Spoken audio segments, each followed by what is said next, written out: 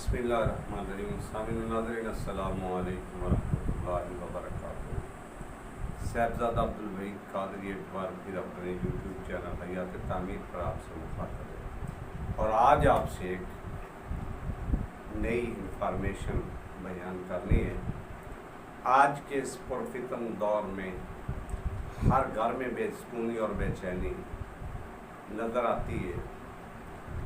जब भी को मौका मिलता है, पड़ोस से, बस्ती से, कस्बे से औरतें इकट्ठी होकर अक्सर बात करती हैं, बस तुम पे तो लगता है किसी ने कुछ करवाया, काला इल्म हुआ है। आज मैंने काले इल्म के बारे में आपसे बात करनी है। काला इल्म क्या है? तावीज़ात लिखने वाले को उल्लू के खून से लिख रहे हैं, को किसी हीले बहाने से, लेकिन मैं अपनी बहनों और बेटियों से और उन भाइयों से मुखातब हूँ जो इन मामलात में उलझे हुए हैं। काला जादू है क्या? काला जादू की इब्तदा क्या है? नाम नहाद पीरों को ये भी इल्म नहीं कि काले जादू की इब्तदा क्या है और कहाँ से ये शुरू हुआ है। अपनी तरफ से नहीं, कुरान पाक का पहला सिपारा है बिस्मिल्लाहिर्रहमानिर्रहीम, बेबाबिल हारूत व मारूत। इस आयत की तफसीर बयान की है साहिब तफसीर नईमी। इसके बारे में लिखते हैं कि ये हारूत मारूत फरिश्ते जो हैं, जो शहर बाबल के कुएं में गलती करने से उल्टे लटकाए गए, ये जादू को ही सिखाते हैं और इन्हीं से ही जादू का आगाज़ हो रहा है।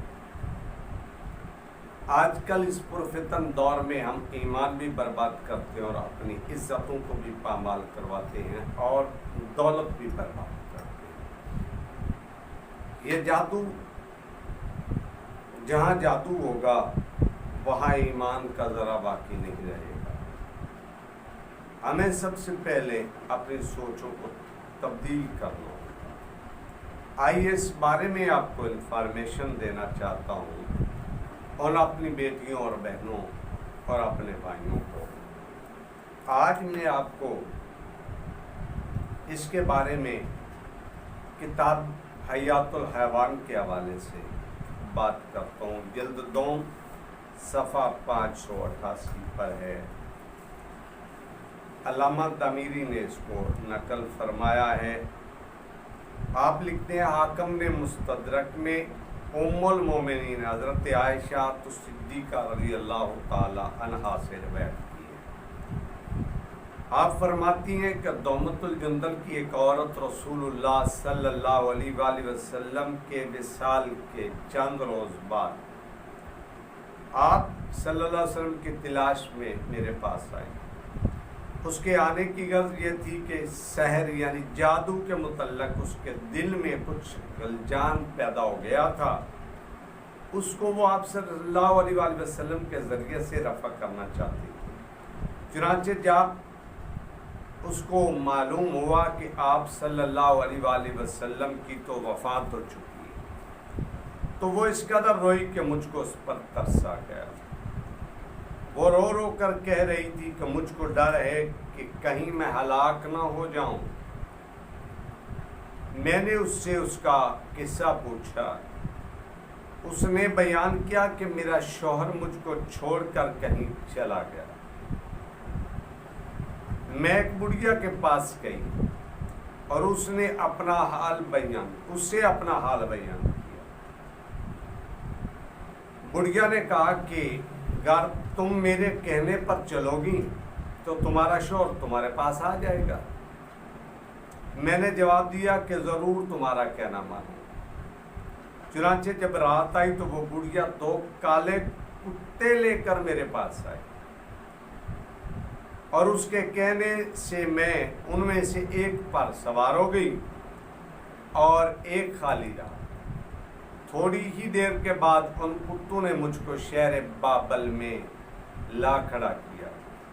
मैंने देखा कि 2 शख्स सर के बल लेटे हुए हैं। उन्होंने मुझसे पूछा कि तू यहाँ किस गर्ज से आई? मैंने जवाब दिया कि जादू सीखने आई हूँ। یہ سن کر انہوں نے کہا کہ ہم یہاں پر آزمائش کے لیے رکھے گئے، تو جادو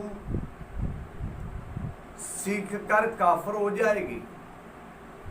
یعنی وہ منع بھی کر رہے ہیں کہ تو جادو سیکھ کر کافر ہو جائے گی، جا گھر لوٹ جا اور کافر مت بن۔ میں نے جواب دیا کہ سیکھے بغیر ہرگز نہیں جاؤں گی۔ میرا یہ جواب سن کر انہوں نے کہا کہ تو اگر نہیں مانتی تو اس تندور میں جا کر پیشاب کر رہا۔ چنانچہ میں گئی اور اس کو دیکھتے ہی میرے بدن کے رونگٹے کھڑے ہو گئے اور میں ڈر سے کانپنے لگی۔ چنانچہ میں بغیر پیشاب کیے ہی ان کے پاس لوٹ آئی، تو ان دو آدمیوں نے مجھ سے پوچھا کیا تو نے تندور میں پیشاب کیا؟ میں نے کہا کہ نہیں۔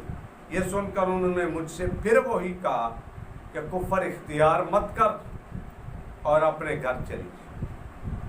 میں نے گھر جانے سے انکار کیا تو انہوں نے پھر کہا کہ جا تندور میں پیشاب کر۔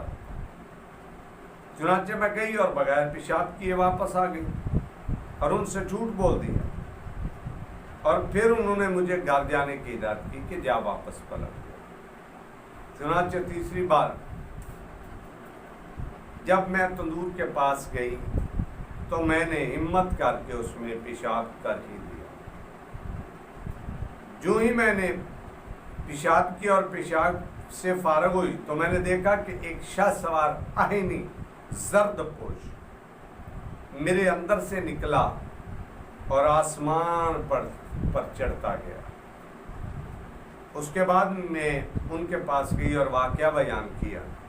انہوں نے سن کر کہا سچ ہے کہ وہ تیرا ایمان تھا جو تجھ سے رخصت ہو گیا، اب تو یہاں سے چلی جا۔ حضرت عائشہ صدیقہ رضی اللہ تعالیٰ عنہ فرماتی ہے کہ میں نے اس عورت سے پوچھا کیا انہوں نے تجھ کو جادو سکھایا نہیں؟ اس نے جواب دیا کہ ہاں، انہوں نے مجھ سے کہا کہ جو کچھ تو چاہے گی وہ ہو جایا کرے گا۔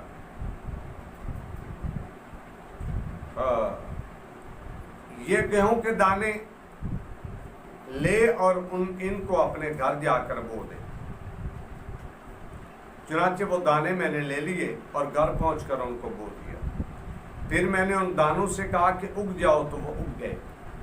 پھر میں نے ان سے کہا کہ پک جاؤ تو وہ پک گئے۔ غرض کے جو کچھ میں نے ان سے کہا انہوں نے وہی صورت اختیار کر لی، حتیٰ کہ میرے حکم سے انہوں نے پکی پکائی روٹی کی شکل اختیار کر لی۔ پھر یہ نوبت پہنچی کہ جو چیز میں چاہتی وہ ہو جاتی۔ یا ام المومنین، واللہ مجھ کو اپنی یہ حالت دیکھ کر بہت ندامت ہوئی۔ میں نے یہ باتیں کبھی نہ کی تھی اور نہ آئندہ کرنے کا ارادہ ہے۔ چنانچہ میں نے رسول اللہ صلی اللہ علیہ وآلہ وسلم کے اصحاب سے اس بارے میں استصواب کیا،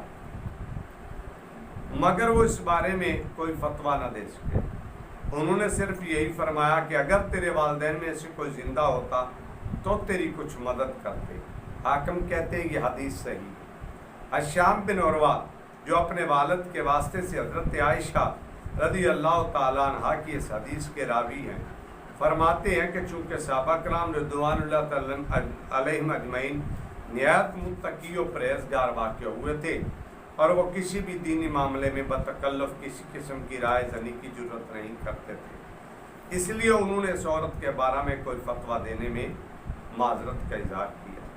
لیکن اگر وہ عورت اس زمانے میں ہوتی اور ہمارے پاس آتی تو نتیجہ دگرگوں ہوتا۔